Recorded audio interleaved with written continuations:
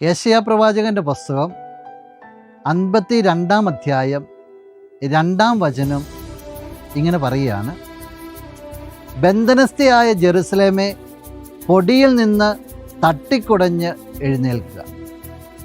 ബന്ധനസ്ഥയായ സിയോൻ പുത്രി, നിന്റെ കഴുത്തിലെ കെട്ടുകൾ പൊട്ടിക്കുക. നീ ആയിരിക്കുന്ന അവസ്ഥയിൽ നിന്ന് കെട്ടുകളെല്ലാം പൊട്ടിച്ചുകൊണ്ട് പുറത്തോട്ട് ചാടുവാനുള്ള ഒരു ആഹ്വാനം. ആരെ ഈ ആഹ്വാനം നൽകുന്നത്? അത് ദൈവം. ഈ നിമിഷം അച്ഛൻ നിങ്ങൾക്ക് ഓരോരുത്തർക്ക് വേണ്ടി പ്രാർത്ഥിക്കണേ. നിങ്ങളുടെ കുടുംബത്തിൽ ഇത്തരത്തിൽ ഏതെങ്കിലുമൊക്കെ കെട്ടുകൾ കിടക്കുന്നുണ്ടെങ്കിൽ, ആരുടെയെങ്കിലുമൊക്കെ കഴുത്തിൽ നുഖങ്ങൾ കിടക്കുന്നുണ്ടെങ്കിൽ, അത് പൊട്ടിച്ചെറിയേണ്ട സമയമായിട്ടുണ്ട്. ആ മേഖലകളെ സമർപ്പിച്ച് അച്ഛൻ പ്രാർത്ഥിക്കുക.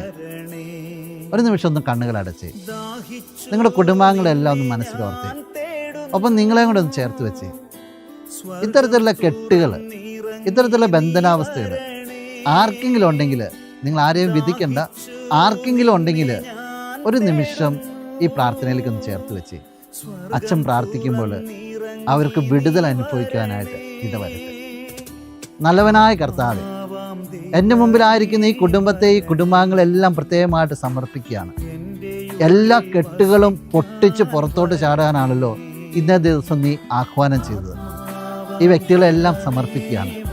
ആരെങ്കിലും ഏതെങ്കിലും തരത്തിലെ കെട്ടുകൾ കഴിയുന്നുണ്ടെങ്കിൽ, അത് വൈരാഗ്യത്തിൻ്റെ കെട്ടുകളാകട്ടെ, തഴക്കദോഷത്തിൻ്റെ കെട്ടുകളാകട്ടെ, തിന്മയുടെ കെട്ടുകളാകട്ടെ, ധാരണക്കുറവിൻ്റെ കെട്ടുകളാകട്ടെ, മറ്റേതെങ്കിലുമൊക്കെ അടിമത്തത്തിൻ്റെ കെട്ടുകളാകട്ടെ, കർത്താവേ, ഈ നിമിഷം നിന്റെ നാമത്തിൽ നിന്റെ പുരോഹിതൻ പ്രാർത്ഥിക്കുകയാണ്.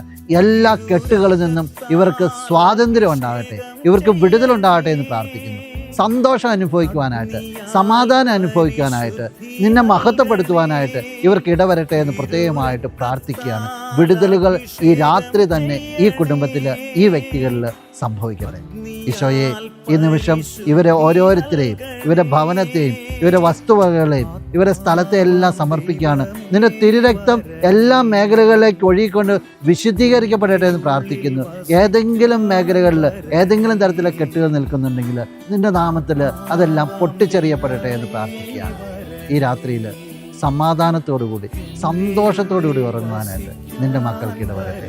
ഈ പ്രഭാതത്തിൽ നിന്നെ മഹത്വപ്പെടുത്തിക്കൊണ്ട് ഇവർ ഉയർത്തെഴുന്നേൽക്കട്ടെ.